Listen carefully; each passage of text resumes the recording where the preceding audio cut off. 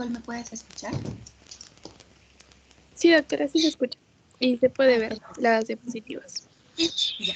Entonces, antes de que puedan participar ustedes, vamos a dar una repasadita de los principales tópicos que tenemos que saber en enfermedad diarreica aguda y que les va a permitir a ustedes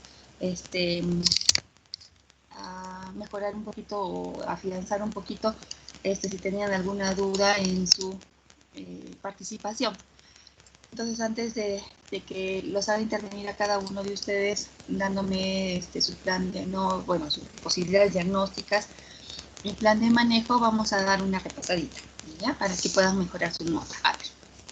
Entonces, nosotros tenemos que cuando nos encontramos con una enfermedad diarreica aguda, ¿no? Hay muchas definiciones que ustedes van a encontrar en diferentes guías y revisiones acerca del tema, ¿no? Pero me ha parecido que esta definición es la más completa, ¿no? Que he podido encontrar. Y es, de alguna manera se han complementado las distintas definiciones que en algunas revisiones está una parte, en otras revisiones está otra parte, y hacer una forma sucinta es la siguiente, ¿no? Es el aumento de volumen de las heces con una disminución de la consistencia y un aumento de la frecuencia habitual de las deposiciones, generalmente más de 3 en 24 horas, con o sin presencia de moco y sangre, que pueden estar acompañados de fiebre y o vómitos con duración menor de 14 días, ¿no? Entonces es importante, ¿no? Analizando cada una de las partes de esta definición, es que dice, ¿no? Disminución de la consistencia. Es importante porque muchas veces, ¿no? Tenemos pacientes que cursan incluso con estreñimiento, ¿no? Que no llegan inicialmente a hacer las diarreas, pero nosotros ya estamos sospechando que están iniciando un cuadro diarreico porque de pronto siempre escriben deposiciones endurecidas cada 2 o 3 días, pero de pronto ya comienzan a hacer deposiciones pastosas, y más aún si se acompañan de moco y sangre, ¿no? Entonces, por otro lado, no solo disminución de la consistencia, ¿no? Sino también de un aumento en la frecuencia habitual de las deposiciones, ¿no? En los niñitos que ya no son recién nacidos y son lactantes más de 6 meses, se cumple, ¿no? Que son más de 3 en 24 horas, generalmente más de 3 en 24 horas, para ser considerado una enfermedad diarreica, con o sin presencia de moco y sangre, que pueden estar acompañados de fiebre y vómitos, y eso sí, ojito, con una duración menor de 14 días. Es importante considerar esto porque muchas veces sus compañeros, cuando hacen el diagnóstico en emergencia, me ponen EDA, así, la D mayúscula, la A, y al ladito persistente, o EDA y al ladito crónica. Entonces, no pueden combinar enfermedad, ¿no? Porque la E es enfermedad diarreica, la D es diarreica, y aguda es que cuando en los casos que duren menos de 14 días. Entonces ya yo paso a decirles, ¿no? Mira lo que has, a ver, lee tu diagnóstico. ¿Qué dice tu diagnóstico? Ah, doctora, es una EDA persistente. ¿Qué significa EDA? Y ahí recién se dan cuenta, ¿no? Enfermedad diarreica. Ah, sí, doctora, disculpe. Y ya lo corrigen, ¿no? No es aguda, es persistente. Ya, entonces ahí, ¿no? Partiendo de eso. Entonces, ustedes tienen que considerar, ¿no? Que los lactantes menores de 6 meses que reciben lactancia materna exclusiva pueden tener deposiciones desde que nacen, pueden ser líquidas, semilíquidas o grumosas, ¿ya? Cuando están con leche materna exclusiva, sí les van a referir las mamás. Las deposiciones son, a veces, muchas veces, cuantas veces tomen leche, pueden hacer deposiciones. Por lo general, las deposiciones a esta edad son entre 4 y 7 u 8 veces al día, ¿ya? Entonces, en los lactantes menores de 6 meses con lactancia materna exclusiva pueden tener deposiciones sueltas, o sea, líquidas, semilíquidas o grumosas. Sin embargo, si estas se hacen más frecuentes de lo usual, considerar el diagnóstico de EDA. Entonces, eso es importante, ¿no? Es un paciente que acude a consulta para un control, ¿no? Mencionando que recibe lactancia materna exclusiva, ¿no? Y es un recién nacido o un lactante menor, entonces ellos pueden hacer deposiciones líquidas, semilíquidas o grumosas, pastosas, ¿no? En el caso de los recién nacidos, como les digo, cuantas veces tomen leche pueden hacer las deposiciones, ¿no? Y conforme va pasando el tiempo, ya va disminuyendo la frecuencia de las deposiciones. Y eso también lo vamos a ver en la clase de estreñimiento. Ahí les voy a mostrar unos cuadros donde se vea, ¿no? Desde el nacimiento hasta que tienen 4 años, ¿no? Cómo va la frecuencia de la evacuación intestinal, ¿ya? La frecuencia de las deposiciones al día. Entonces es importante que consignen esto, ¿no? Que tengan en cuenta esto. Son más de 3 deposiciones en 24 horas, ¿no?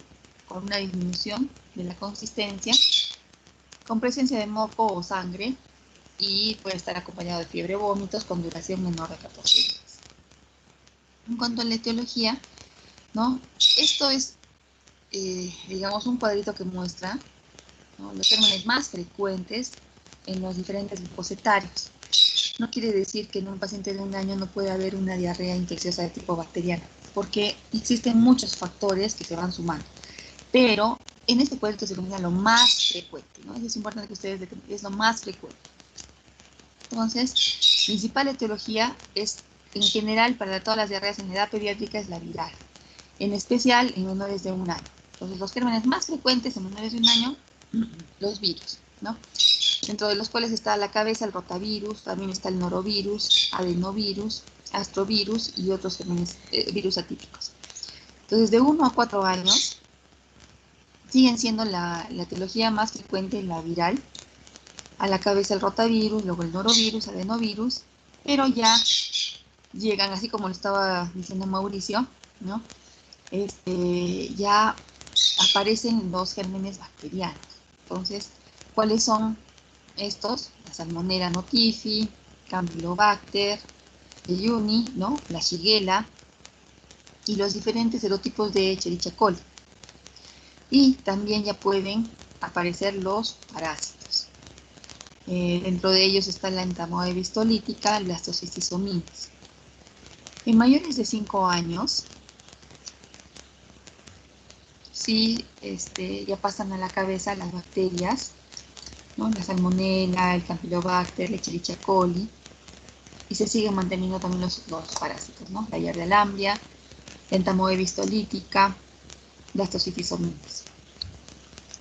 Anteriormente pensaba que el Blastocystis era parte de la flora habitual, era un saprofito, ¿no? Pero ya en los últimos años se ha visto que al causar diferentes manifestaciones clínicas es ya considerado también como germen patógeno. Y se trata cuando ocasiona molestias gastrointestinales. Entonces, chicos, yo hice guardia anoche, pero estoy un poquito disfónica. Les voy a pedir la colaboración, por favor, para poder leer este cuadro que me parece muy importante de las características epidemiológicas y clínicas de los principales agentes, ¿no? Los más frecuentes en gastroenteritis aguda o enfermedad diarreica aguda. Entonces voy a pedir la ayuda, por favor, a ver, Sandrita, ¿podrías, por favor, leer la primera parte? Y así, no, nos hemos quedado en Pamela. Pamela, por favor, ¿podrías leer la parte del rotavirus? Y luego sigue Valeria, el norovirus, Enrique, la Shigella, Luis, Salmonella, y Luigi, si ya tiene micro, la parte de Escherichia coli, si no, Hillary, por favor. Pero le vayan leyendo lentamente, cosa que así, eso nos va a servir para hacer el diagnóstico diferencial o la discusión de tema de nuestro caso clínico y también del próximo caso clínico, ya que vamos a ver la próxima clase. Por favor, ¿podrías empezar, Pamelita? Sí, en serio. Bueno, empezaremos con la etiología de los virus, con el rotavirus, que es la causa más frecuente de gastroenteritis aguda severa en niños menores de 5 años. Es responsable del 30 al 40% de las hospitalizaciones por esta gastroenteritis aguda en este grupo. En cuanto a la presentación clínica, incuba de 1 a 3 días, se presenta con fiebre, vómitos y diarrea acuosa que habitualmente dura de 3 a 7 días. Sí. Entonces, Ya. presten mucha atención, ¿no? Es la causa más frecuente de gastroenteritis aguda en niños menores de 5 años, especialmente en menores de 1 año. Es la principal etiología, y por eso es que el gobierno ha decidido invertir no todo ese dinero en vacunas, porque antes de la época en que este virus estaba consignado dentro del esquema de vacunación, había muchísimos casos, muchísimos más casos de rotavirus. Incluso llegaban los pequeñitos en un shock, que es hipovolémicos severos, muchas veces hasta sin funciones vitales, ¿no? Debido a este virus, ¿no? Entonces eran tal cantidad de casos graves que venían por esta etiología que el gobierno ha decidido colocarlo dentro del esquema de vacunación. Porque anteriormente, antes de la etapa de que esté consignada en el esquema de vacunación, cada vacuna estaba a 350 soles, ¿no? Y como eran 2 dosis, imagínense, 700, casi nadie accedía a esa vacuna.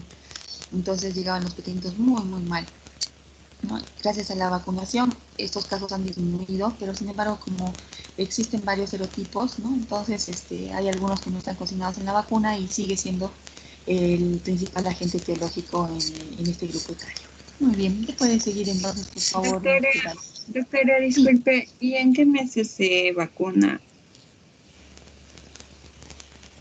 ¿En qué mes? Ah, ya. ¿Cuándo se coloca la vacuna contra el rotavirus? Tiene que ser en menores de hasta los 7 meses, tienen que recibir las 2 dosis. Entonces, ya cuando hagamos la clase de vacunación, vamos a ver en qué edad exacta se vacunan dentro del esquema de vacunación. Pero para que tú vayas sabiendo, la vacuna no la podemos consignar o administrar después de los 7 meses de edad. Hay algunos pequeñitos que se retrasan un poquito, pero no puedes colocarla en mayores de 7 mesecitos, ¿no? Entonces, antes de los 7 meses se reciben sus 2 dosis, ¿ya? Y después, ahora que ya vamos a hacer la clase de vacuna, entonces ahí ya te voy a consignar, no, ya se tiene que administrar la vacuna rotavirus en menores de 7 meses, sus 2 dosis. Entonces, para cada una hay límites, ¿no? Superior. La vacuna de rotavirus, siempre acuérdense, les pregunta de examen, menos de 7 meses, ¿ya? Ahora sí, ya vamos a continuar y vamos a ampliar el tema cuando nos toque vacunas. Ahora aquí me tocaba Valeria. Ya, continuando entonces con etiología virus, encontramos el norovirus. En cuanto a la epidemiología, la causa más frecuente de brotes de gastroenteritis aguda puede afectar todas las edades y se asocia a 10 a 20% de las gastroenteritis agudas que requieren hospitalización en niños menores de 5 años. En cuanto a la presentación clínica, la incubación es de 12 a 48 horas, se presenta con vómitos y diarrea que habitualmente duran de 2 a 5 días y ocasionalmente presentan fiebre. Perfecto. Entonces, el norovirus va siguiendo al rotavirus, ¿no? Bueno, el norovirus no está comprendido dentro del esquema de vacunación porque, como les digo, por mucho el rotavirus es el más frecuente de las etiologías, ¿no? Y como les menciono, son las 2 dosis que se administran antes de los 7 meses, pero en el esquema de vacunación a los 2 y a los 4 meses habitualmente, ¿no? En pequeños que se retrasan, es importante que les digamos, ¿no?, que por encima de los 7 meses ya no pueden recibir. El norovirus todavía no está consignado dentro de las vacunas, pero ese recibe en frecuencia rotavirus, ¿no? De ahí, ¿quién sería? Enrique, ¿no? Sí, en bacterias vamos a tener Shigella. En epidemiología va a ser la causa más frecuente de disentería en niños menores de 5 años de países en desarrollo. En la presentación clínica incuba de 12 a 48 horas, fiebre alta, anorexia, náuseas, dolor abdominal y diarrea acuosa y disentérica. Ocasionalmente puede asociarse a la encefalopatía y convulsiones. Ajá, muy bien. Entonces, si se fijan ustedes, está consignada la Shigella, como bien decía Mauricio, ¿no? La Shigella está considerada como la etiología más frecuente de diarrea disentérica, no en general, sino como los agentes de la diarrea que causan diarrea disentérica es la causa más frecuente en los diferentes estudios en diarrea de menores de 5 años en países en desarrollo. Tiempo de incubación de 2 a 48 horas. Por lo general la fiebre alta, ¿no? Hiporexia o anorexia, o falta de náuseas, dolor abdominal y la diarrea. A veces en un inicio es acuosa y después ya se puede evidenciar moco y sangre. Y es importante que ustedes recuerden esto, que ocasionalmente puede asociarse a una encefalopatía y convulsión. Aunque muchas veces hay pequeñitos que acuden a emergencia presentando diarrea, con moco, sangre, alza térmica y en el transcurso de su evolución convulsión. Entonces, como por lo general están comprendidas en edad menores de 5 años, ¿no? Y están con fiebre, entonces muchas veces son catalogados como convulsión febril. Y sin embargo, ¿no? Cuando ya sale el coprocultivo, tenemos que es una shigella, entonces puede ser una convulsión también por la toxina de la shigella, ¿no? Y en especial aquellos pequeñitos que presentan la convulsión en este episodio, pero posteriormente, por ejemplo, acuden por una neumonía, también cursan con alza térmica, pero no han convulsionado, ¿no? No convulsionan. Entonces, ya con mayor razón, ¿no? Ya lo tomamos en cuenta, entonces en aquel entonces convulsionó por la toxina de la shigella y no por convulsión febril. Como diagnóstico diferencial, ¿no? Cuando nos encontremos en emergencia y el pequeñito tenga la diarrea disentérica y convulsión. Como la diarrea disentérica también causa fiebre, entonces puede ser también una convulsión febril, ¿no? Ya, muy bien. Ahora le tocaba a Luis. Sí, doctora. Bien, pues continuando como salmonela, con respecto a la salmonela como etiología, este es considerado en epidemiología como una zoonosis. Es la causa frecuente de brotes de gastroenteritis aguda y está asociada a alimentos, ¿no? La variante gastroenteritis es la más frecuente y tiene una alta frecuencia de resistencia a antibióticos. Con respecto a la presentación clínica de la salmonela, esta incuba de 6 a 72 horas y luego tiene un comienzo agudo, ¿no? Entre sus síntomas tienen fiebre, dolor abdominal y diarrea, la cual es habitualmente acuosa y autolimitada, y la disentería es menos frecuente que en Shigella, ¿no? Y puede asociarse a enfermedad invasora en inmunocomprometidos. Muy bien, perfecto.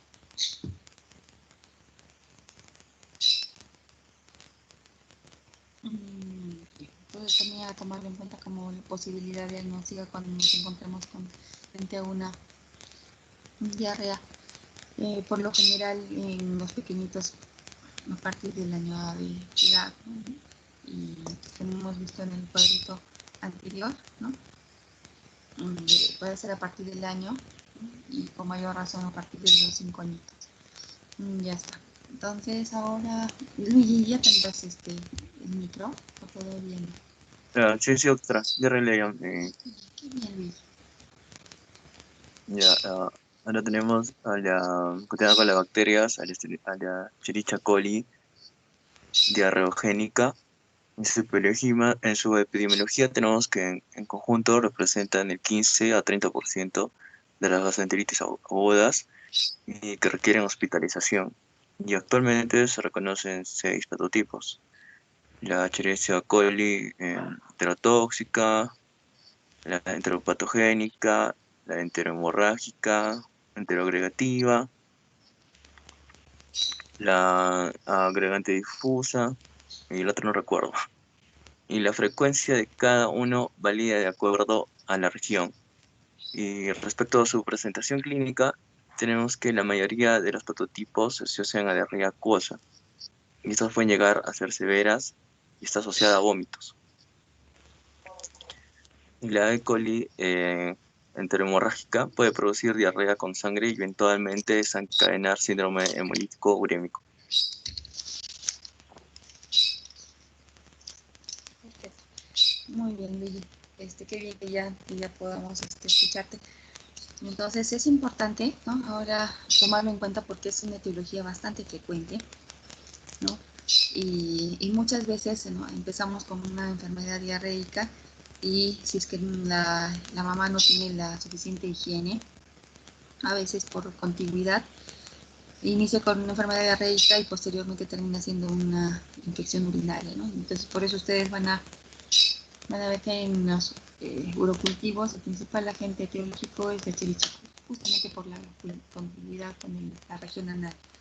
Entonces es importante también recordar este serotipo, la E. coli enteromorrágica, ¿no?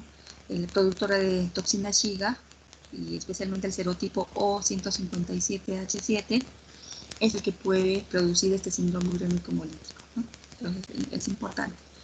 La E. coli enteromorrágica, productora de toxina Shiga, del serotipo O157H7, es el principal agente etiológico del síndrome urémico hemolítico, que está dentro del diagnóstico diferencial cuando nos encontremos con un paciente que presente enfermedad diarreica.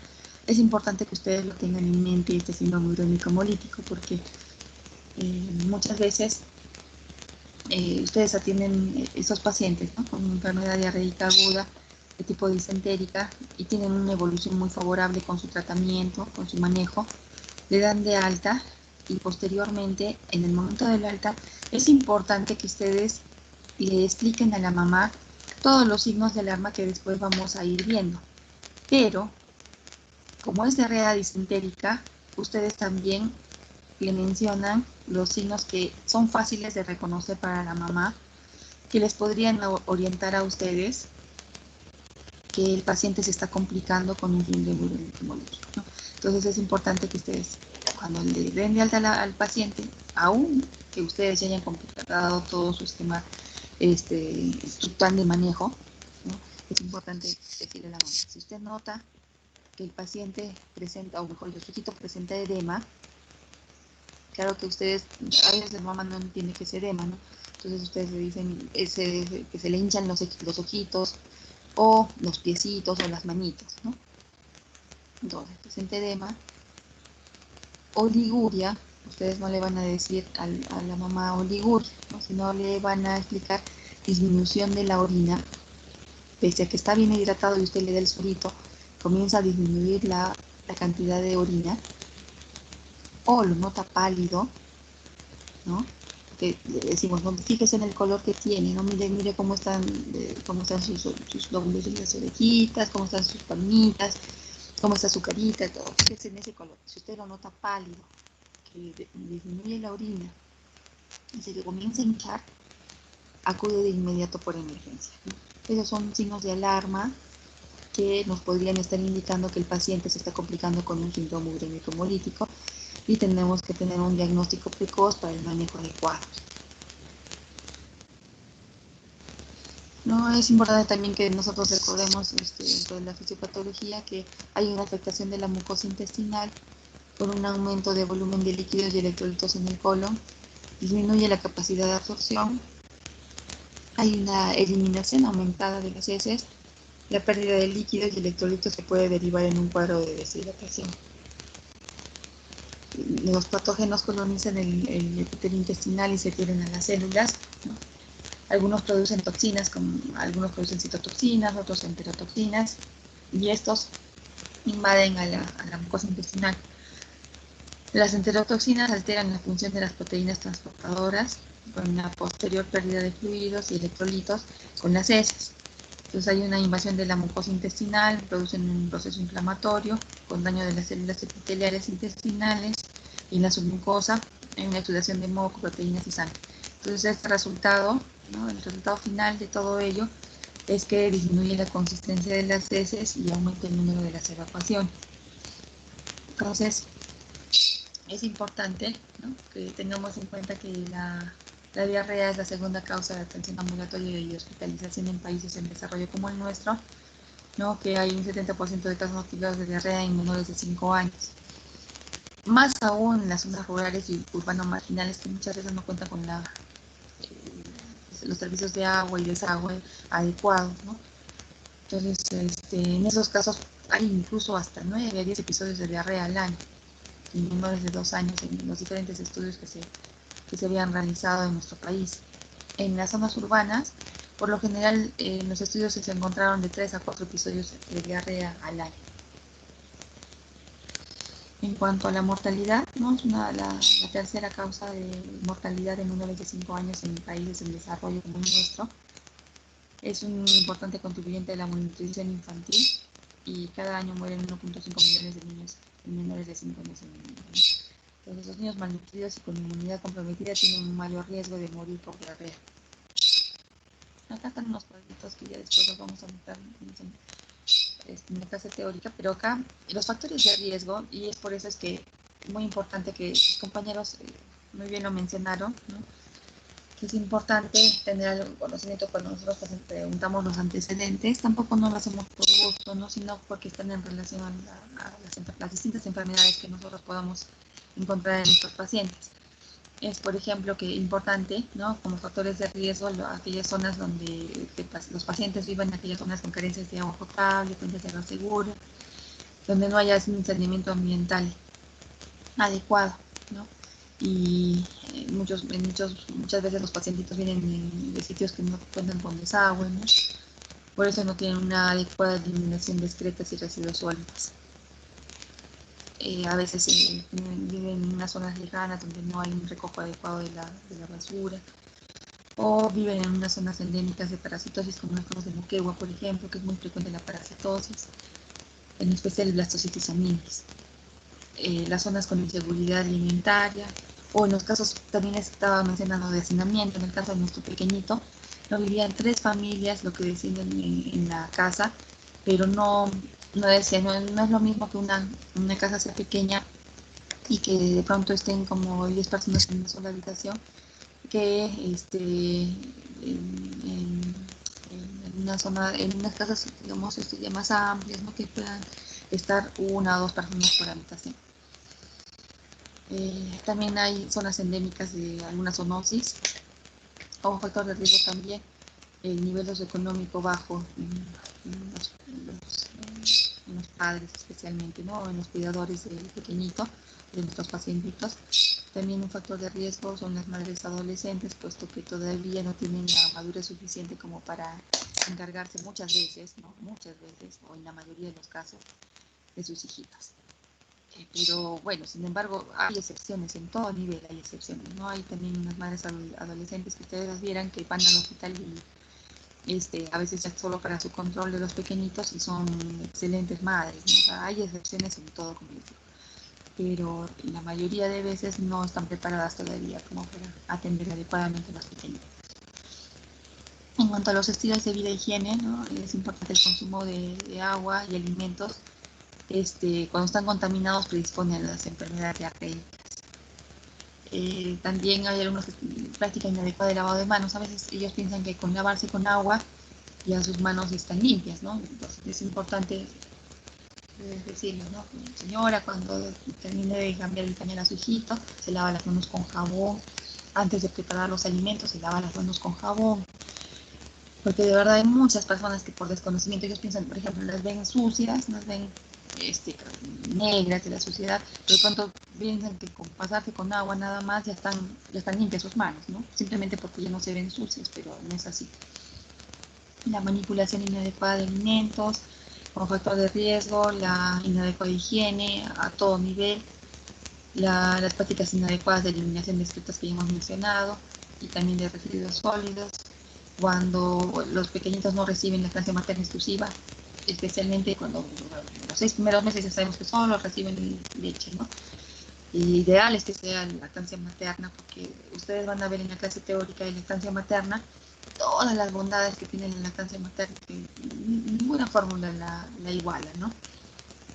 Y a partir de los 6 meses, recién en nuestro medio, a partir de los 6 meses se indica la alimentación complementaria. No antes de los 6 meses, porque se ha asociado a mucha transgresión alimentaria. Entonces, la vacunación también, cuando es incompleta, ¿no? También puede repercutir en forma negativa. ¿no? Así como lo estaba preguntando mi compañera Pamela, me parece que fue, ¿no? Es importante que ustedes se vayan interesando, ¿no? La vacuna de rotavirus, como les mencionaba, 2 dosis. Antes de los 7 meses reciben las 2 dosis dentro del esquema de vacunación a los 2 y a los 4 meses. Es importante, ¿no? Pues cuando ustedes reciban su pequeñito en hospitalización, señora, por favor, permítame su carnet de vacunación. Entonces ahí ven si es que está vacunado, qué vacunas le faltan, ¿no? Cosa que así es la orientación. Cuando supere la enfermedad, es importante que se ponga al día en las vacunas que quedan pendientes, aquellas que todavía puedan administrarse, ¿no? Muy bien. El uso de biberones también, ¿no? Predispone a la enfermedad diarreica aguda. Y el uso de fórmulas infantiles, como se tienen que preparar en biberones y a veces no cuentan con la suficiente higiene. Lo ideal es lactancia materna exclusiva. Siempre fomentar nosotros la lactancia materna exclusiva. Ya les he mencionado que, ¿no? Una de las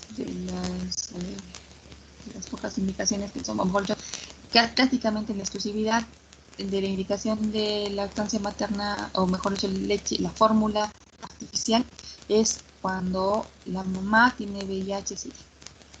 En los demás casos, no, salvo que también, bueno, la paciente cuando está en UCI, ¿no? A veces por la medicación recibida o por el estado en que se encuentran, a veces es imposible, ¿no? Pero apenas, digamos, la mamá se opera de otra cosa, es una mamá fuerte, que se ha operado de apendicitis, ¿no? Apenas ella salga de la anestesia, que se extraiga la leche y le llevamos a su recién nacido la lactancia materna, o sea, su lechecita. Siempre promover la lactancia materna exclusiva. Vamos a ver. También la introducción temprana de leche de origen animal o vegetal también puede predisponer a las enfermedades diarreicas agudas y otras patologías, ¿no? Como una alergia, por ejemplo, a la proteína de leche de vaca. Luego, el contacto cercano con un paciente con diarrea, ¿no? Manipulamos las deposiciones, o a veces este paciente está con diarrea, acude a los servicios higiénicos, no se lava las manos, luego manipula los alimentos, otra persona los manipula y bueno, así se llevan los contagios, ¿no? O la mamá le cambió el pañal al pequeñito, luego se olvidó de lavarse las manos, va a cocinar y ya los otros también están con diarrea. Entonces, los viajes también, ¿no?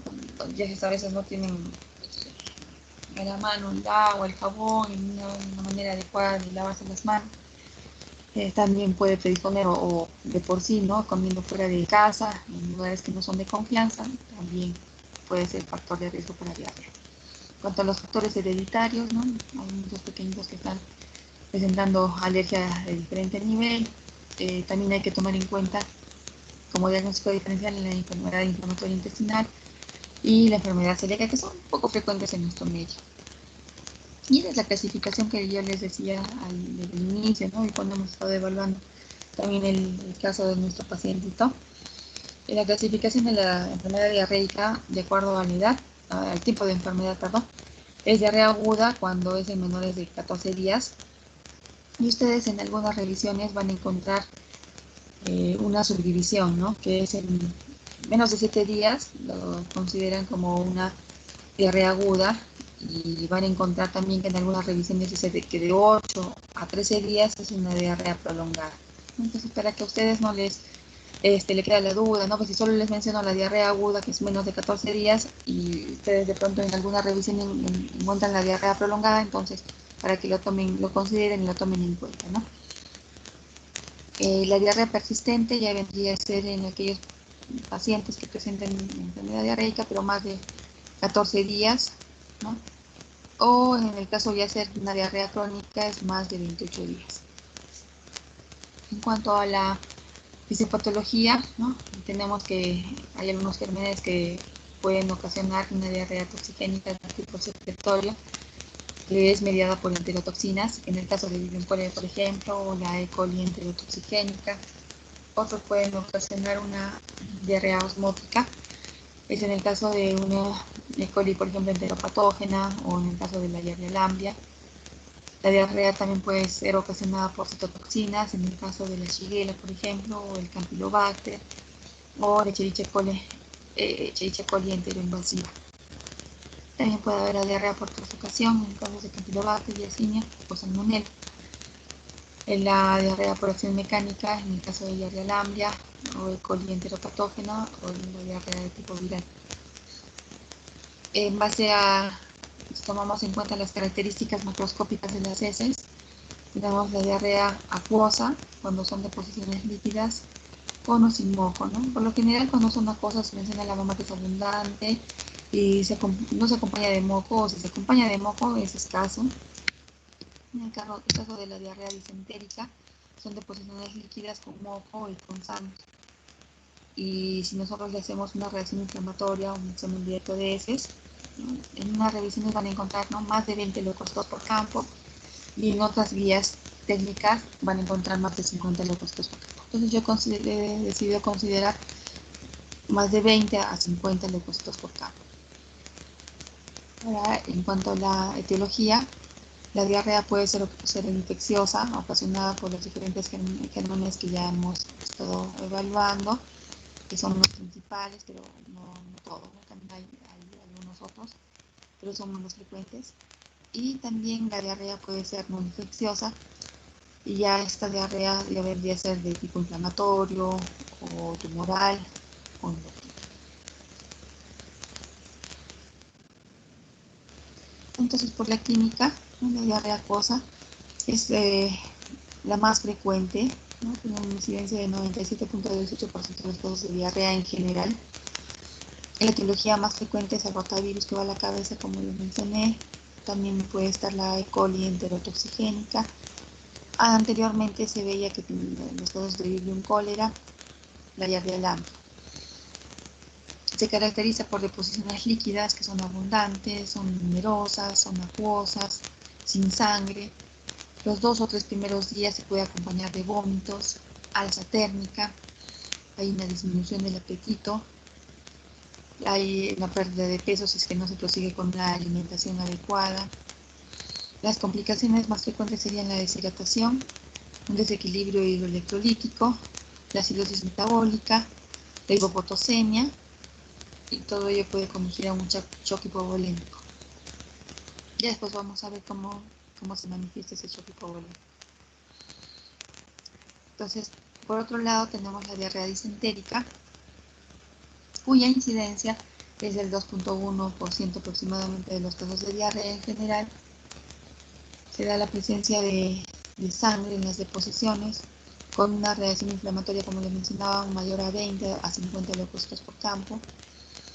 La etiología más frecuente es por Shigella. En los diferentes estudios se encuentra una incidencia de 50 a 80% de los casos de diarrea infecciosa de tipo disentérico, ¿no? O sea, dentro de las disentéricas, el 50 a 80% lo puede ocasionar la Shigella. Luego le sigue el Campylobacter, la Escherichia coli interinvasiva, la Escherichia coli interhemorrágica, la entamoeba histolítica, la Salmonella. Entonces, esta diarrea disentérica se caracteriza por deposiciones que pueden ser numerosas, pero en pequeña cantidad. Si uno le pregunta a la mamá, ¿y qué cantidad estaba haciendo? ¿No? ¿Una taza, un vaso? No, doctora. Le dice, no, doctora, está siempre haciendo como una cucharada sopera de deposición por vez, ¿no? O sea, son escasas, pero se acompañan de moco, sangre, y yo noto que mi hijito puja, ¿no?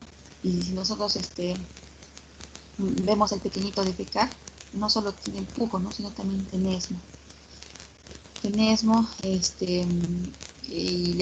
ampliamos la anamnesis, ¿no? Se acompaña también de vómitos, por 2 o 3 días, alza térmica. Por lo general da fiebre más alta que en los casos de la diarrea viral.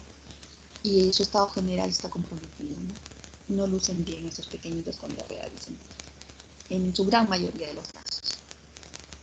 Tiene como complicaciones, si no lo tratamos adecuadamente, la sepsis, como les mencionaba, el síndrome urémico hemolítico, el prolapso rectal debido al pujo. Muchas veces, bueno, en pocas oportunidades se da la perforación intestinal, y cuando no los nutrimos adecuadamente, también cuando no les damos una alimentación adecuada y precoz, pueden llevar también a la desnutrición.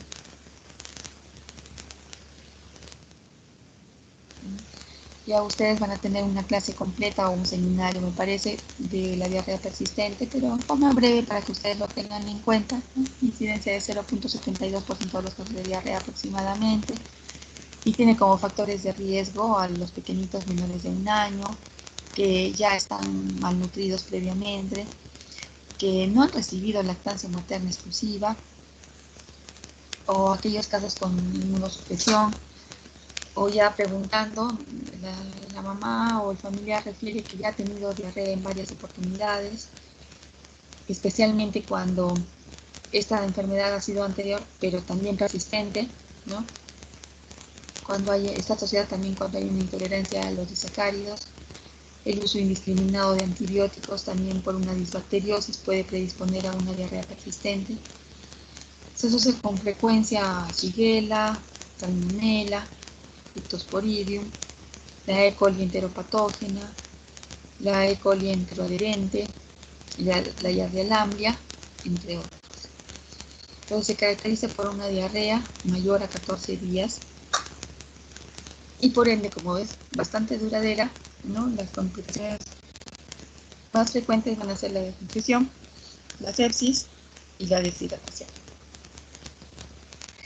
Actualmente ya casi no se ve casos de marasmo ni de kwashiorkor porque son desnutriciones graves, ¿no? Hace unos años, hace como 20 años, sí, 20, 30 años eran mucho más frecuentes, ¿no? Y ¿cuáles eran los peligros más importantes? La infección diseminada, porque estos al estar desnutridos severos, su sistema inmunológico, como ustedes van a ver en la clase de inmunología que van a tratar, ¿no? Nuestros pacientitos están muy inmunodeprimidos, entonces es fácil que las infecciones se generalicen, ¿no? Pues causa una infección diseminada grave.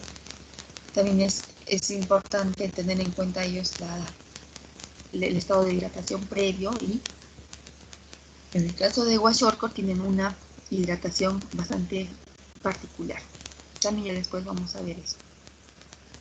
En el caso de kwashiorkor también pueden, si no damos una hidratación adecuada, pueden causar una insuficiencia cardíaca, ¿no? Hay que tener en cuenta que estos pacientes tienen múltiples carencias vitamínicas, ¿no? Y de todo tipo también de proteínas en el caso de los kwashiorkor. Es importante cuando nosotros hagamos una evaluación completa de nuestro pacientito, ¿no? Tener una anamnesis desde la afiliación, ¿no? Que nosotros hacemos de historia clínica, ¿no? Bien completita. Es importante el análisis considerar, ¿no? la edad, cómo es la diarrea, sus características, los vómitos y todas sus características que ya hemos mencionado, que son la frecuencia, el número, contenido, cómo está la diuresis. Es importante considerar también cómo está la sed. Está aumentada, como en el cuadro posterior, vamos a ver que es un signo de deshidratación, que la sed está aumentada, ¿no? El dolor abdominal, su ubicación, sus características, su intensidad, la fiebre, ¿no? Consignar, cuantificar la temperatura. Nosotros vemos que en otros servicios a veces no consignan el dato si tiene fiebre o no tiene fiebre. Es importante en pediatría, todo paciente que ingresa por emergencia se consigna la temperatura, ¿no? Y cuando está en piso hospitalizado, mínimo 3 veces al día, en la mañana, en la tarde y en la noche, que las enfermeras consignan la temperatura. Y si no les pide consignarlo más frecuente, también lo hacen en otra parte. También si se acompaña de diaforesis, ¿no? O no, como parte de los factores de riesgo para la deshidratación. Es importante también si es que la mamá ha estado acudiendo a sus controles regulares de niño sano, ¿no? Es importante, si es que ella conoce el peso anterior, es importante tomarlo en cuenta, ¿no? Para hacer la valoración del estado de deshidratación, tomar en cuenta el peso anterior y el porcentaje que ha perdido con respecto al peso actual. Los factores de riesgo, que ya los hemos mencionado, las causas supuestas de la diarrea, ¿no? Entonces, tratar de indagar el consumo previo de algún alimento contaminado, consumo de alimentos en la vía pública, O de pronto muchas veces la mamá dice, no, ya sí, doctora, yo me he descuidado, no salí un momento, fui un momento en la cocina y lo dejé al pequeñito en la sala, y cuando he regresado ya no estaba en la sala y lo encontraba que estaba jugando con el agua del inodoro, estaba jugando con los papeles del basurero del baño, ¿no? Entonces, siempre por ahí que podamos encontrar alguna causa que ocasione la diarrea. Es importante también consignar el tipo y la cantidad de las pérdidas, ¿no? Entonces, mencionamos los vómitos, el contenido, la cantidad, de igual manera el número de deposiciones, la frecuencia, la cantidad. Todas esas características son muy importantes. Los síntomas y sus características, ¿no? Porque hay también en muchas oportunidades, ¿no? Que vienen, así como se consigna ahí, con infecciones respiratorias como parte del cuadro. Entonces vemos que muchos gérmenes, ¿no? Especialmente en edad pediátrica, ¿no? Cuando vienen, por ejemplo, con rotavirus, tienen una infección respiratoria, cuando uno les examina la orofaringitis congestiva, tienen rinorrea, una rinorrea clara, acuosa o blanquecina, le vemos la orofaringitis congestiva y se encuentra presentando depósito inflamatorio. Es importante también consignar los episodios anteriores. Como mis compañeros lo estaban mencionando, la alimentación recibida, el estado de vacunación, qué medicamentos ha recibido, a qué dosis, la frecuencia, si ha estado adecuado o no adecuado. Muchas veces nosotros vienen los pequeñitos con la diarrea, ¿no? Y le preguntamos a la mamá qué le ha estado administrando.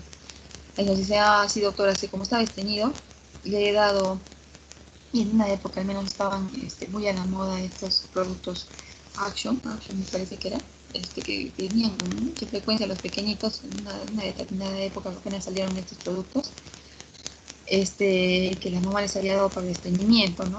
Y llegaban con una diarrea terrible, ¿no? Vómitos y diarrea, pero con un flujo defecatorio muy alto, ¿no? Muy alto. Entonces hay que tener en cuenta la medicación que le he estado dando, ¿no? La medicación, la frecuencia y también la dosis. A veces las mamás entienden mal si uno no nos explica bien la dosis de los medicamentos, ¿no? Y le dan sobredosis o muy frecuente y bueno, con las respectivas reacciones secundarias. El examen físico también bien consignado, bien detallado. Es importante consignar el peso, la talla, el estado de conciencia, consignar la temperatura, el estado de hidratación. Ya después vamos a ver un cuadrito donde podamos ver todo lo que se tiene que evaluar en nuestro pacientito que viene con diarrea.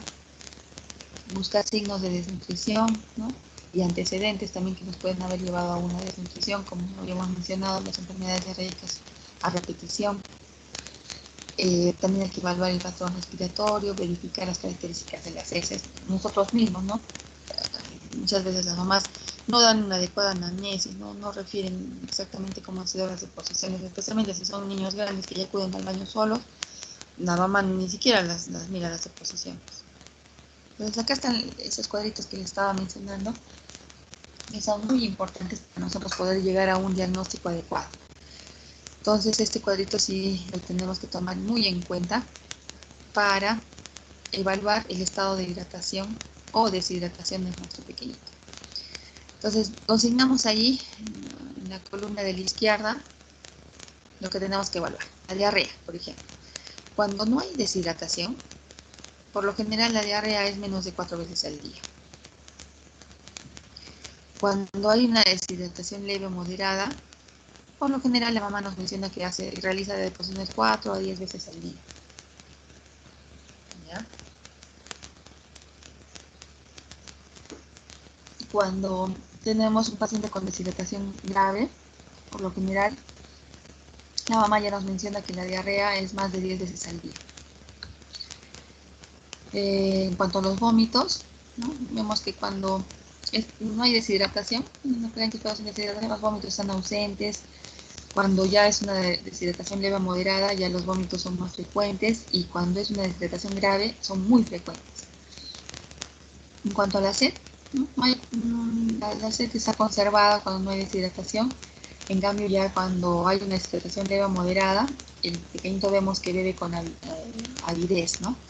Y cuando hay una deshidratación grave, ya bebe mal o no puede beber porque ya está hay compromiso de sensorio. Entonces, cuando ya no puede beber por compromiso de sensorio, si se fijan ahí tiene un asterisco, es un signo de alarma. Es un signo de alarma, ¿ya? De deshidratación severa, ¿ya? Y que se acompaña, si es que son más de 2 signos, esos de asteriscos, se acompaña de shock. Entonces, la diuresis, vemos que cuando hay una diarrea sin deshidratación, la diuresis está normal. Ya comienza a verse afectada cuando hay una deshidratación leve o moderada, ya comienza a disminuir la diuresis. Y ya cuando es grave, es mínima o ausente. Ya, entonces es importante la diuresis. Pero bueno, van a encontrar ustedes que muchas veces hay que corroborar esto, ¿no? Hay que ver,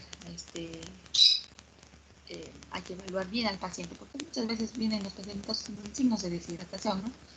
Vemos el tono ocular, está conservado, no hay signo ningún signo de deshidratación. Pero la mamá dice, doctora, creo que mi hijito no está orinando.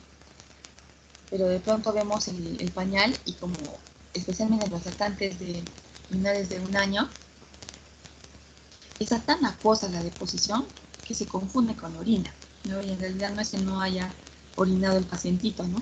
Sino es que se ha juntado con la deposición y la mamá piensa que no ha orinado. Pero nosotros al descubrir el pañalito nos damos que hay en el pañalito hay heces más orina. Por eso es importante que todo vaya con la clínica que encontramos, ¿no? Si encontramos a un paciente deshidratado y la mamá nos dice que no está orinando, sí hay que tomarlo en cuenta y hay que corroborar, hay que consignarlo como que un factor más de deshidratación grave. El estado físico, en cuanto al examen físico, ¿qué es lo que tenemos que fijarnos y considerar en nuestra evaluación? El estado general. Cuando tenemos un paciente que viene con diarrea sin deshidratación, es un pequeñito que se lo encontramos en un buen estado general, está alerta, está sonriendo, no se le ve el compromiso del estado general. En cambio, cuando es un paciente con una deshidratación leve o moderada, ya vemos que este paciente puede estar normal, pero sin embargo hay otros que ya pueden lucir cansados o inquietos, ¿no? Y cuando ya es una deshidratación grave, encontramos un paciente apático, está letárgico, y ojito, ahí viene el segundo asterisco, o en coma. No, ya si ese paciente está en coma, y no puede beber por el estado de coma, ya este chiquito está, y vemos, ¿no? Si es que tiene muchas pérdidas, tiene más de 10 pérdidas, está en los vómitos frecuentes, y vemos que el llene capilar está mayor de 2 segundos, este paciente ya está chocado.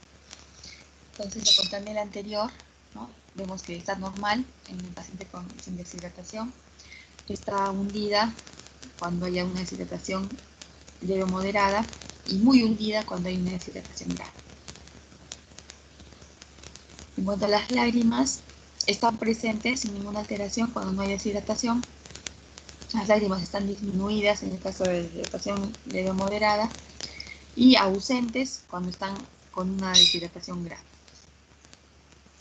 Los ojitos, cuando le palpamos o vemos los ojitos, ¿no? A simple vista también se pueden ver si están los ojitos hundidos, pero también vemos el tono ocular, ¿no? Evaluamos el tono ocular, vemos que está normal, no lucen los ojos hundidos, entonces allá. Estamos frente a una diarrea sin deshidratación. Pero de pronto ya le encontramos los ojitos hundidos y el tono ocular disminuido, una cruz, está con una deshidratación ya moderada. Cuando están muy hundidos y secos los ojitos, es una deshidratación grave. También tenemos que evaluar las mucosas orales, ¿no? Las mucosas orales están húmedas o están secas en el caso de deshidratación y muy secas en el caso de la deshidratación grave. En cuanto al patrón respiratorio, ¿no? Vemos un pequeñito con un patrón respiratorio normal cuando no hay deshidratación.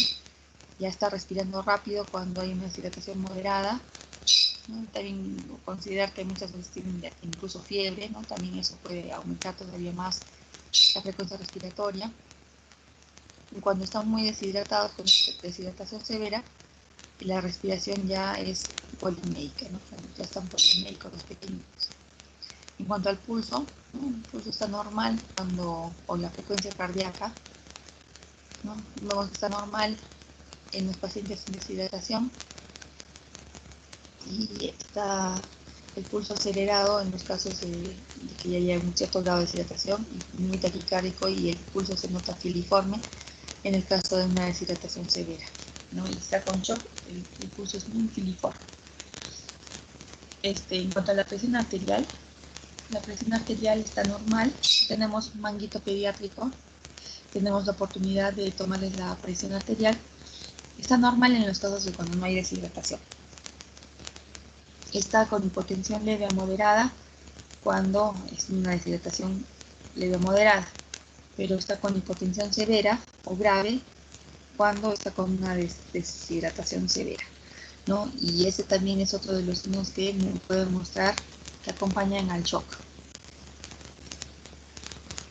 El INE capilar normal cuando estamos con una deshidratación leve o sin deshidratación, o cuando es una deshidratación leve o moderada. Pero es un signo de alarma cuando estamos con una deshidratación severa, el INE capilar está afectado, ¿no? Y también es un signo de shock, ¿no? Entonces, el signo del pliegue está negativo en los casos con deshidratación, es positivo 1 o 2 cruces cuando hay una deshidratación moderada, y es positivo 3 cruces en los casos de una deshidratación severa. Es importante, ya lo vamos a ver posteriormente, es importante que el signo del pliegue no es un signo fiable en aquellos pacientes que están desnutridos, ¿ya? Porque ustedes van a encontrar que estos pacientes que están desnutridos, especialmente si están mal asmáticos, ¿no? Tienen una piel arrugadita, así como de viejito. Casi no tienen tejido celular subcutáneo. Entonces, este signo del pliegue no es fiable, porque va a salir positivo y sin embargo el paciente no va a estar con deshidratación. Entonces, consignamos en los desnutridos graves tipo mal asmático los otros signos de deshidratación. En cuanto a la pérdida de peso, es importante consignar que ustedes le pregunten a la mamá si sabe el peso anterior. Entonces, si lo sabe, sacamos la cuenta, y en menores de un año la pérdida de peso es menos del 5%. En mayores de un año, menos del 3%. Cuando ya nos encontramos con una deshidratación de leve a moderada, ¿no? En menores de un año, la pérdida de peso ya va entre el 5 al 10%, y en mayores de un año del 4 a 8%. La pérdida de peso en menores de un año cuando es una deshidratación severa, en menores de un año va de 11 al 15%, y en mayores de un añito es de 9%. Entonces, en base a estas columnas, ¿no? Y lo que ustedes contienen como datos, tenemos una enfermedad diarreica aguda sin deshidratación, que no hay ningún signo clínico de deshidratación. Cuando tiene 2 o más signos de deshidratación de esa columna, de la columna correspondiente, ¿no? Decimos que el paciente está con una deshidratación. Pero si es un signo clínico solo un signo clínico de deshidratación, decimos que es una deshidratación de primer grado. Cuando ya tiene más de dos signos clínicos de deshidratación, le decimos este paciente está con una deshidratación de segundo grado, y administramos el plan B de rehidratación. Ahora, a continuación, vamos a ver en qué consiste el plan A, el plan B de hidratación. Entonces, cuando ya nos encontramos con un paciente que tiene los signos clínicos de la columna de la derecha, ¿no? Y tiene 2 o más signos, incluidos por lo menos unos de las de asterisco, tenemos una enfermedad diarreica aguda con deshidratación grave, ¿no? Y lo que pasamos a hacer es un plan de rehidratación C. Entonces ahí al lado de los cuadritos también, para que ustedes lo tengan en cuenta, ¿no? O sea, lo importante es que ustedes sepan que menos de 2 segundos, cuando le hacen el INE capilar a sus pacientitos, menos de 2 segundos es normal. Y ya cuando es más de 2 segundos, ya es anormal, ¿ya? Entonces no es necesario que se tengan los valores esos que a pérdida de 50, 90 mililitros por kilo, ya es de 2 a 2.9 segundos, ¿no? A partir de ahí ya no es necesario, digamos, obligatorio que ustedes lo puedan saber de memoria, ¿no? Lo importante es que sepan la normalidad, que es menos de 2 segundos, y más de 2 segundos, que es algo anormal. Mientras más esté prolongado el INE capilar, mayor déficit tiene el pacientito, ¿no? Y con mayor razón es un signo de shock. Acá es como si nosotros estuviéramos parados frente a nuestro pacientito, ¿no? Todo lo que tenemos que ir evaluando poco a poco. Entonces, desde la cabecita vamos cómo está su fontanela, ¿no? Si todavía la fontanela está abierta, vemos que la mayoría de los casos acuden los pequeñitos con fontanela anterior hipotensa, ¿no? 1, 2 o 3 cruces. Se acompaña también de los ojos hundidos y sin lágrimas, el nivel de conciencia está reducido, el llenado capilar lento, tienen que buscar también si está hipertimia, cómo están las mucosas orales, la frecuencia cardíaca también es importante consignarla, ¿no? Luego ha bajado de un momento a otro, la mamá nos dice que bajó de peso, entonces hay una reducción de la turgencia de los tejidos y una oliguria, ¿no? Como he mencionado. Entonces es importante la adecuada hidratación del paciente para que no cursemos con ningún grado de deshidratación. Entonces la prevención es muy importante, como vamos a ver a continuación. Entonces el grado de deshidratación puede ser de primer, de segundo o de tercer grado grave, ¿no? Y esta grave puede ser con shock o sin shock. Entonces podemos estar frente a tipos de deshidratación que son la deshidratación hipotónica, si no le cumplimos con darle una hidratación adecuada con la cantidad adecuada de electrolitos. La deshidratación isotónica y la deshidratación hipotónica. Ahora, en base a los trastornos metabólicos asociados a deshidratación grave, están la acidosis metabólica y la hipopotasemia, ¿no? La acidosis metabólica y la hipopotasemia son las principales complicaciones de los pacientes con diarrea. Es importante también que nosotros evaluemos el estado nutricional de nuestro pacientito y si está presentando una patología crónica previa, ¿no? En cuanto al diagnóstico, es importante la clasificación del tipo de diarrea. Entonces, colocar no solo el nombre, sino también el apellido, ¿no? Les inculco o les recuerdo bastante a sus compañeros cuando están haciendo el internado o a veces también ya incluso a los colegas residentes, ¿no? Muchas veces vemos la historia de emergencia especialmente y consignan diagnóstico, impresión diagnóstica, EDA. Entonces ese diagnóstico está bien completo, ¿no? No solo es una EDA, sino hay que colocar todo hasta con apellidos, ¿no? Entonces es una enfermedad diarreica aguda, AEDA, ¿no? Tenemos que poner el tipo, que es diarrea acuosa, en base a la anamnesis se puede ver eso, ¿no? O si nosotros podemos evidenciarla directamente, mejor. Entonces, enfermedad diarreica aguda acuosa, o enfermedad diarreica aguda de tipo disentérica, ¿no? Entonces, y el otro apellido sería el grado de hidratación. Enfermedad diarreica aguda, ¿no? Tipo acuosa o disentérica, con deshidratación de primer grado, con deshidratación de segundo grado, con deshidratación de tercer grado. Entonces es importante nombres y apellidos. Es importante también, como parte del diagnóstico, no solo el diagnóstico patológico, sino también el diagnóstico de la evaluación del estado nutricional que ustedes realicen en sus pacientes. Es importante también la evaluación y de condiciones comórbidas y consignar el otro diagnóstico ahí. Si está cursando con una neumonía, si está cursando con una infección urinaria, si está cursando con una gingivostomatitis herpética, ¿no? La comorbilidad también es importante considerar. A veces decimos, ponemos EDA y nos olvidamos de los otros diagnósticos, ¿no? Si lo vemos pálido, por ejemplo, podemos también poder descartar anemia, ¿no? Entonces, todo en base a nuestra historia clínica. Como diagnóstico diferencial, y es bueno que ustedes también lo sepan, ¿no? Estaría la intoxicación alimentaria, ¿no? Pequeñitos que por lo general acuden por emergencia y la mamá refiere, si hemos comido en la calle, doctor, y de pronto comenzó con dolor abdominal, vómitos. Entonces, la alergia a la proteína de leche de vaca o de soya, ¿no? Esta alergia a la proteína de leche de vaca, que nuestros compañeros me parece que le han mencionado, se da por lo general en menores de un año, ¿no? Y eso se ve precozmente apenas le introducen la fórmula, ¿no? Aparte de leche materna, a veces se comienzan a dar fórmula. Entonces los pequeños comienzan a hacer deposiciones líquidas, ¿no? En más frecuencia, a veces se acompañan de moco, en los casos severos se acompañan también de sangre. Tenemos que hacer el diagnóstico diferencial, ¿no? Con la enfermedad diarreica aguda.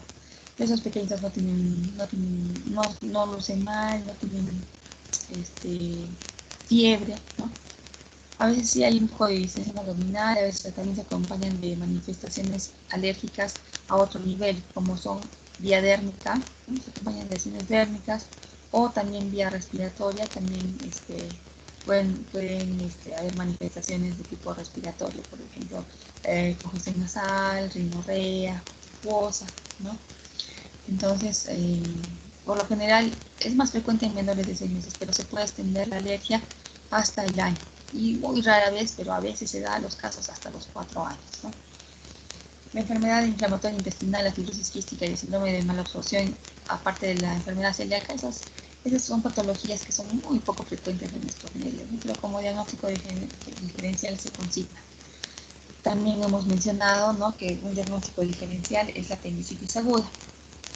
Esta apendicitis aguda, ¿no?, da dolor inicialmente en los niños más grandes, ya describen esa cronología que refieren los adultos también, ¿no?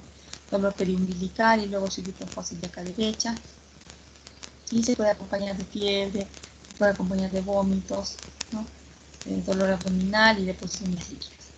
Entonces, como diagnóstico diferencial, y otro diagnóstico que acá también no hemos llegado a considerar, también es la enfermedad por COVID, ¿no? La infección por COVID también está como diagnóstico diferencial. En los niños más pequeños, ¿no?, porque se han visto casos de apendicitis, ¿no? Niños más pequeños, se ha visto, por ejemplo, desde 1 año, ¿no?, que ya ha tenido apendicitis. Entonces, mientras más pequeño es el paciente, menos se puede, o sea, es más difícil de ubicar el dolor, ¿no? Porque a veces de por sí ellos llegan con ya la molestia de la diarrea de por sí, y encima deshidratados, ¿no? Y uno cuando se acerca a ellos, y encima están con fiebre, ¿no? Se acerca a ellos y apenas uno se acerca, ni siquiera los palpa, ya están llorando, ¿no?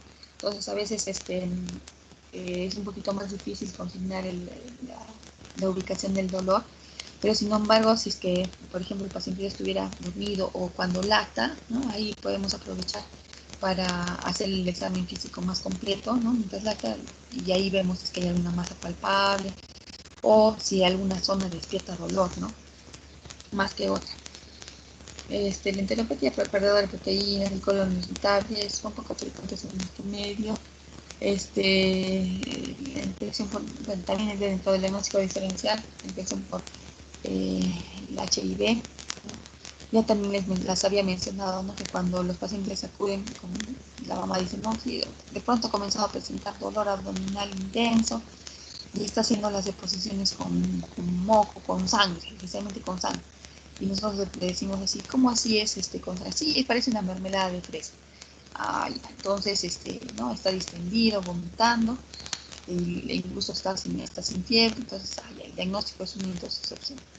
Entonces le mandamos imagenología, ¿no?, que le hagan su ecografía para ver si ya están presentando esta patología. Entonces, los procesos respiratorios, como la rinofaringitis, la otitis, las neumonías, entre otras, también puede dar manifestaciones digestivas. El sobrecrecimiento bacteriano, en los casos, por ejemplo, que hay antecedentes de ingesta de algún medicamento, ¿no?, o incluso varios medicamentos, nos puede producir una disbacteriosis y el sobrecrecimiento bacteriano agregado. Es importante también la diarrea osmótica, ¿no?, que se produce, por ejemplo, cuando se preparan fórmulas hiperconcentradas, ¿no? Y también muchas veces nosotros tenemos la mamá que está describiendo, está presentando las deposiciones con sangre, con rasgos de sangre. Y nosotros vemos la zona del pañal, pues los pacientes están incluso sin fiebre, y son pequeñitos, ¿no?, son bastante menores. Entonces ustedes dicen, se ha estado,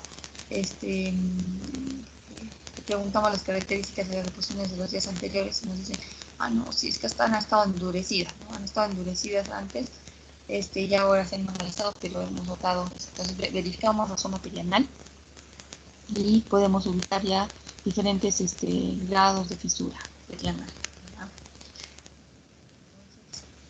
En cuanto a los exámenes auxiliares, ¿no?, hay que, como les digo, cada pacientito es todo un mundo, ¿no? Entonces hay que considerar por ejemplo, en la diarrea más de 7 días, ¿no? Sí tenemos que hacer exámenes auxiliares.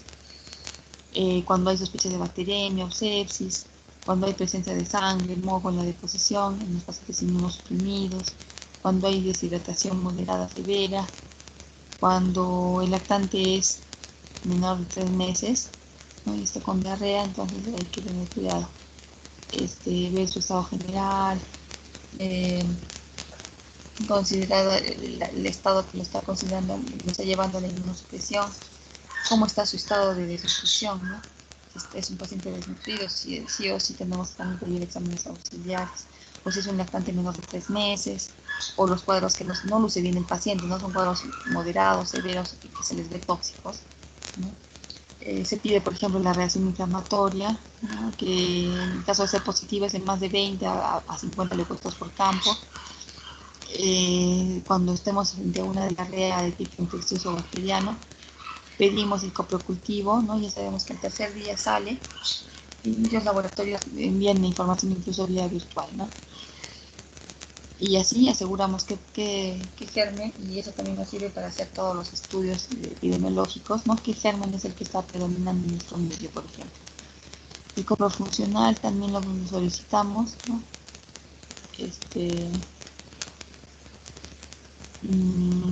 También el examen parasitológico seriado, ¿no? Es importante decirle a la mamá en el momento de que uno solicita el examen parasitológico que sea una muestra fresca, ¿no? De 3 días diferentes, porque a veces los parásitos ocultan, no salen en la primera muestra, pero si le pedimos el seriado es de 3 días diferentes, ¿no? Y le decimos a la mamá que la deposición tiene que ser rápidamente evaluada en el laboratorio para que sea el resultado fiable, ¿no? Si pasa ya mucho rato, por ejemplo, la tampoide histolítica, ¿no? Desaparece rápidamente, entonces si no le evalúan de forma precoz y oportuna, a veces puede salir negativo y sin embargo la clínica es compatible, ¿no? Con la tampoide histolítica, por ejemplo. En algunos casos, ¿no? Que veamos que el paciente está que medita, ¿no? Le pedimos sus electrolitos séricos, sus gases arteriales o los estudios hematológicos, ¿no? Para ver en qué tan fuerte está la infección, que si se ha acompañado de una alteración hidroelectrolítica.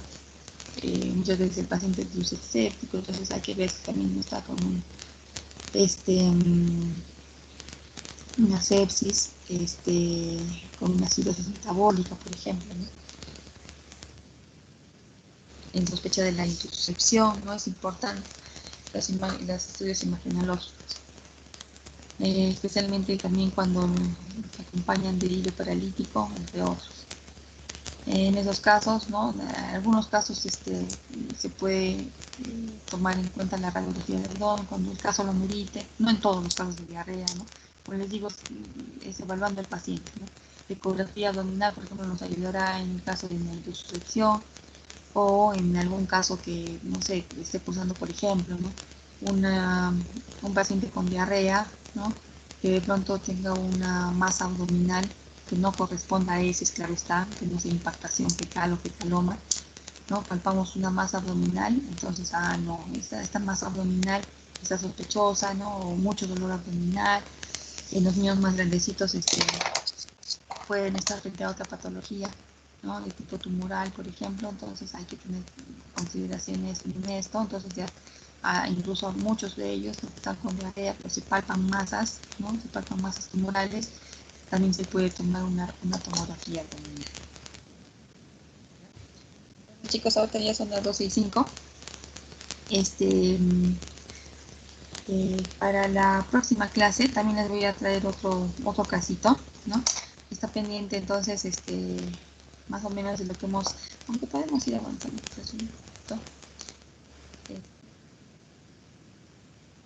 con los planes de readaptación que me interesa a ustedes. Ya.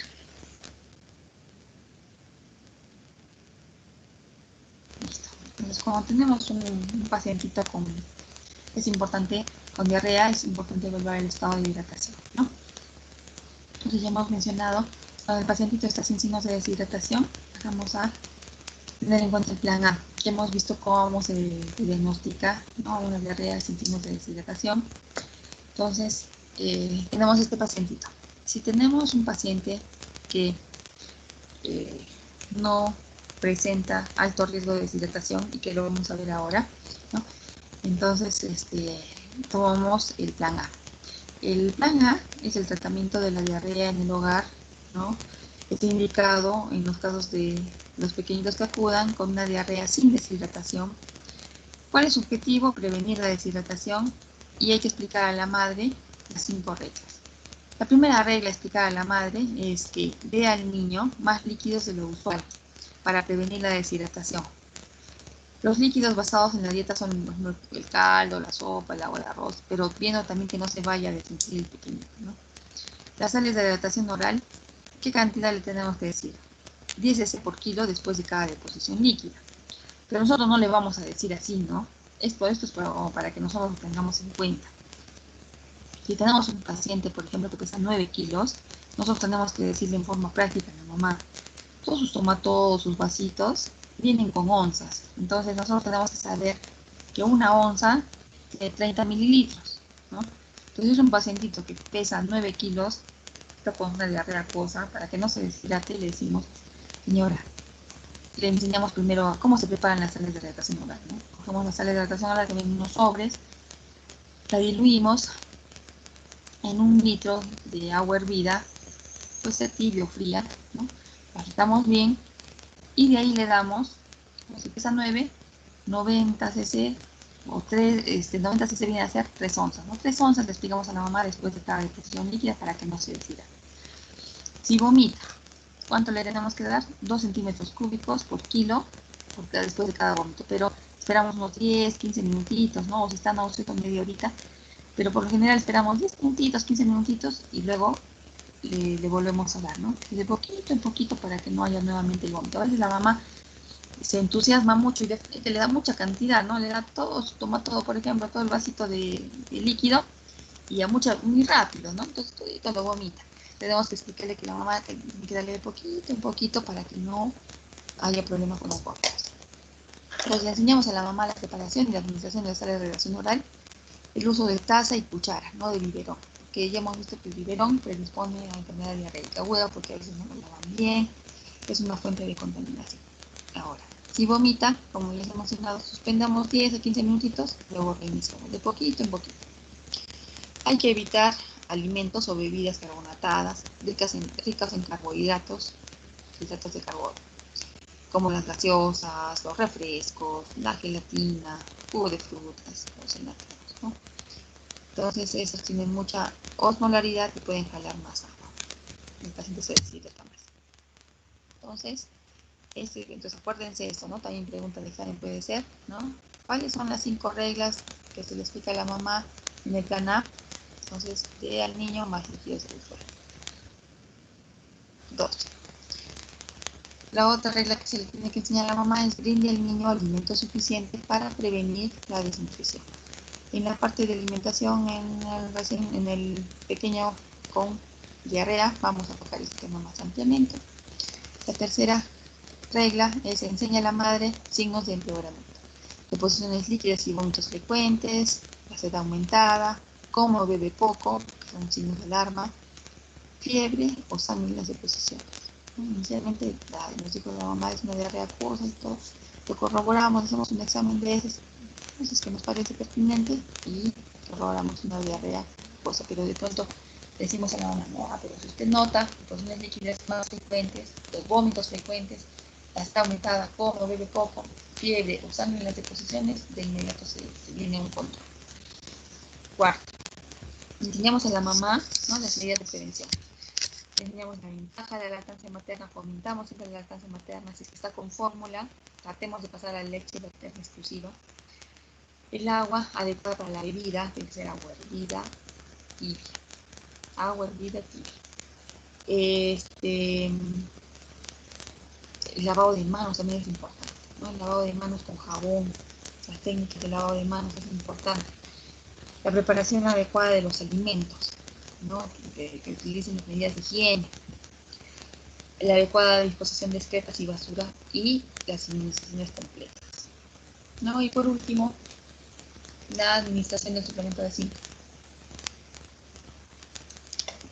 Se ha visto que el zinc tiene un efecto protector en la función del enterocito a través de su papel en el metabolismo del óxido nítrico. Entonces, una disminución del volumen de heces, de la duración y la gravedad de la diarrea. Hay una disminución del riesgo de que el niño presente nuevos episodios de diarrea en 2 o 3 meses siguientes en la maduración del sistema inmunitario. La carencia de zinc es muy frecuente en los países en desarrollo. Pues la dosis de 10 a 20 miligramos por día, ¿no? Por 10 a 14 días en comprimidos o en jarabe. Entonces, esto es en cuanto a el plan de rehidratación A. Entonces, ahí ustedes en el cuadrito inicial ya ¿no? ¿Cuáles son los, tiene factores o no de riesgo de deshidratación? ¿Cuáles son los factores de riesgo? Pacientes menores de un año, principalmente menores de 6 meses, que tengan bajo peso al nacer, más de 5 deposiciones líquidas en 24 horas previas, más de 2 vómitos en las 24 horas previas, no tolera los líquidos en casa, o niños que han dejado de lactar antes de la enfermedad, o niños desnutridos. Entonces a eso nos referimos, ¿no? En ese cuadrito, receta alto riesgo de deshidratación. Si la respuesta es no, le explicamos a la mamá las 5 reglas y lo enviamos a la casita, ¿no? Entonces, ustedes como memotecnia pueden utilizar el ACRES, ¿no? A, de aumentar líquidos.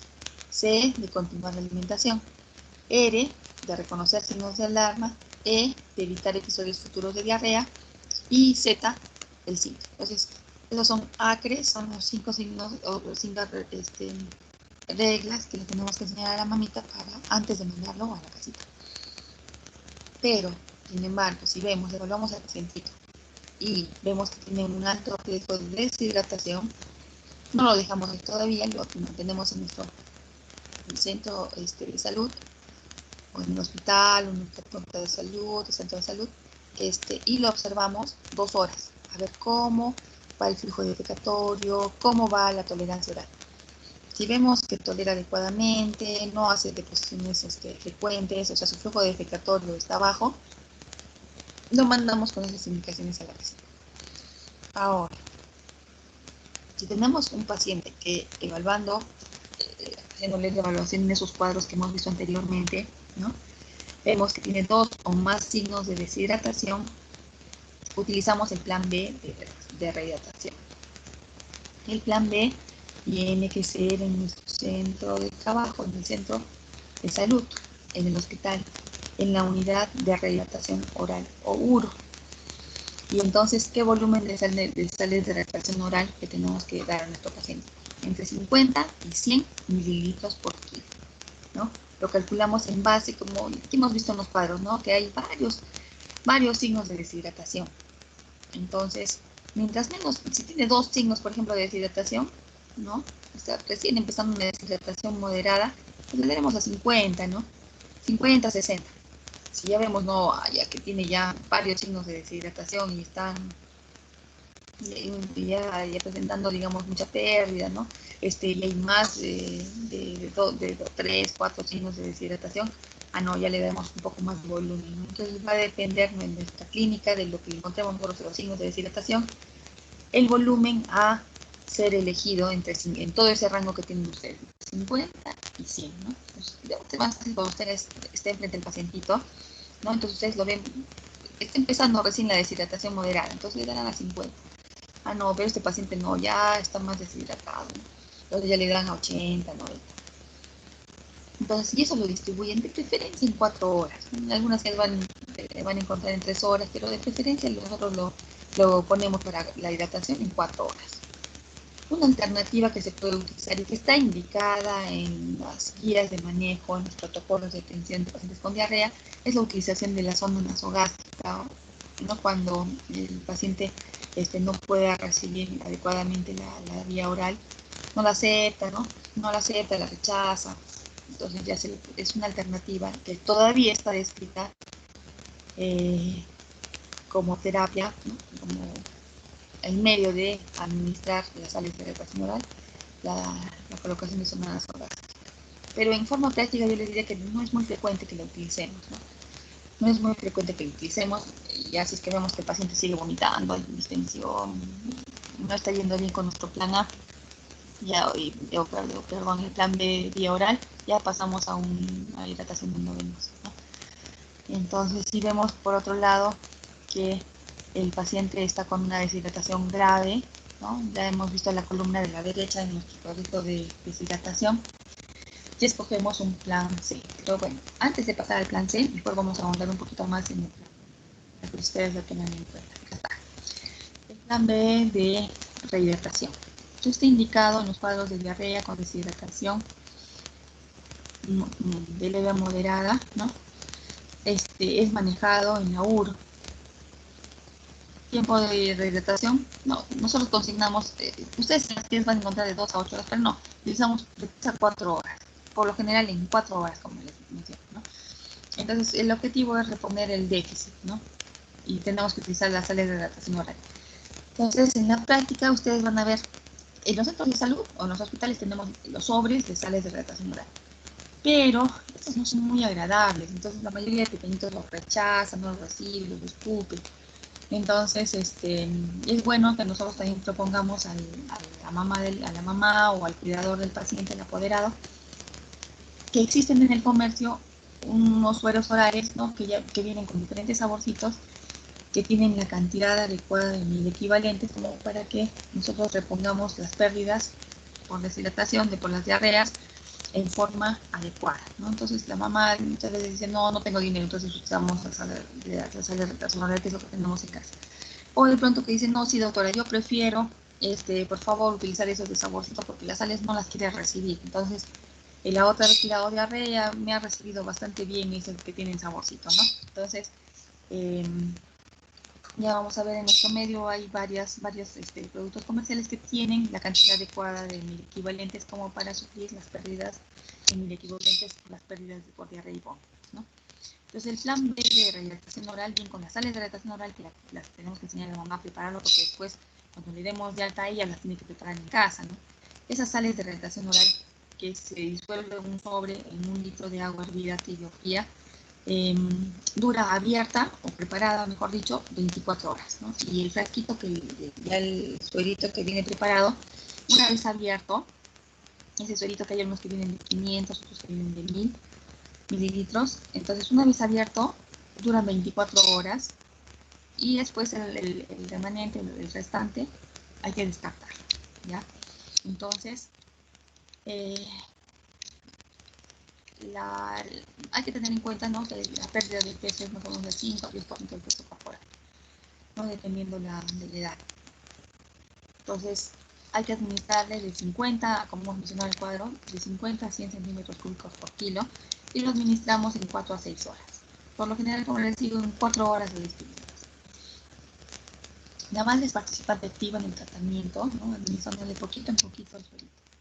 Entonces, enseñamos a la mamá cómo preparar y administrar la sal de hidratación oral, ¿no?, el uso de taza y cuchara, no de biberón. Administramos al paciente poco en poco de forma continua, ¿no?, de 1 a 2 mililitros por kilo cada 5 minutos, ¿no?, de 1 a 2 mililitros por kilo cada 5 minutos. Si vomita, esperamos 10 minutos y luego continuamos también de poquito en poquito. A veces la mamá nos dice, doctor, está vomitando varias veces, pero basta con que nosotros empecemos de poquito en poquito a dar el suerito oral, y de por sí el suerito oral tiene la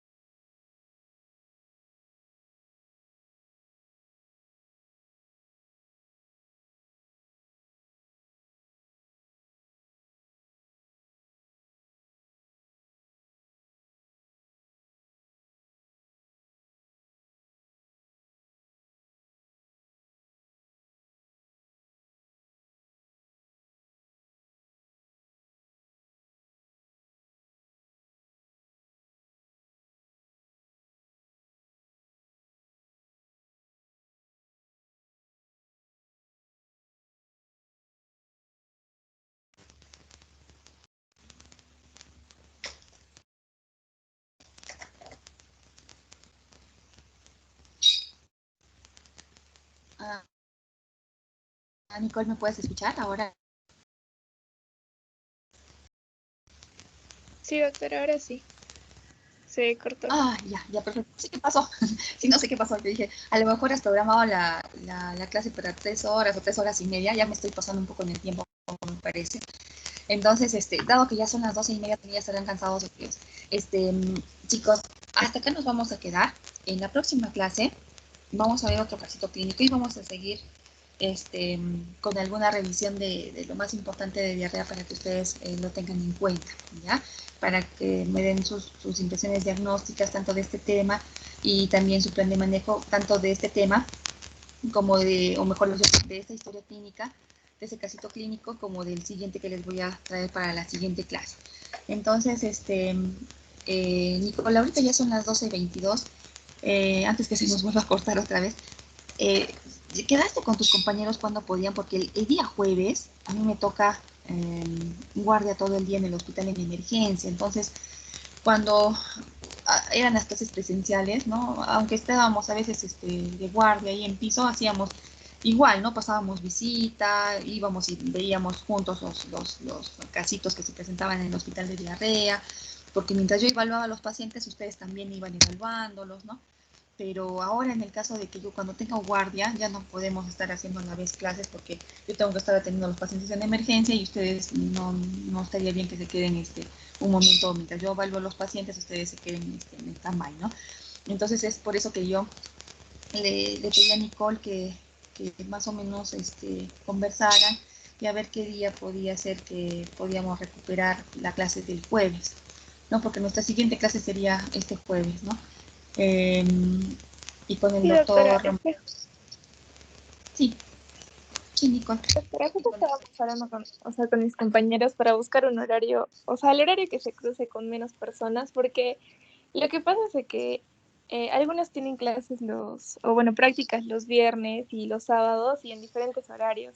Entonces, doctora, el horario que hemos visto, o sea, que solamente se cruzaría con una persona y sí podría asistir las 2 primeras horas, sería el sábado a las 12:30, doctora. Pero una compañera tiene prácticas a las 2 y es imposible que falte porque es su presentación final. Entonces sí o sí tiene que asistir, pero justo a ella, o sea, buscamos ese horario porque ella podría asistir las 2 primeras horas, entonces tal vez sí podría calificarla en ese tiempo.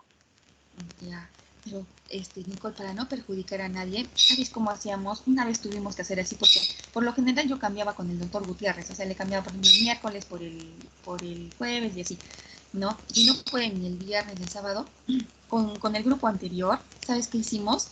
Una noche lo hicimos, ¿no? Por ejemplo, el sábado o el viernes, no sé qué día tenían libre, en una nochecita, y lo hicimos, o una tarde también, no hay problema, o sea, no necesariamente tendría que ser en la mañana, puede ser en la tarde. O para no perjudicar a esta compañera, no podrían, por ejemplo, el sábado en la tarde o el domingo un rato, o en la mañana o en la tarde, así para que no se perjudique ella. O en todo Doctora, caso también lo que podríamos hacer es hacerla participar, como tú dices, a las 2 primeras horas, pero ella está de acuerdo.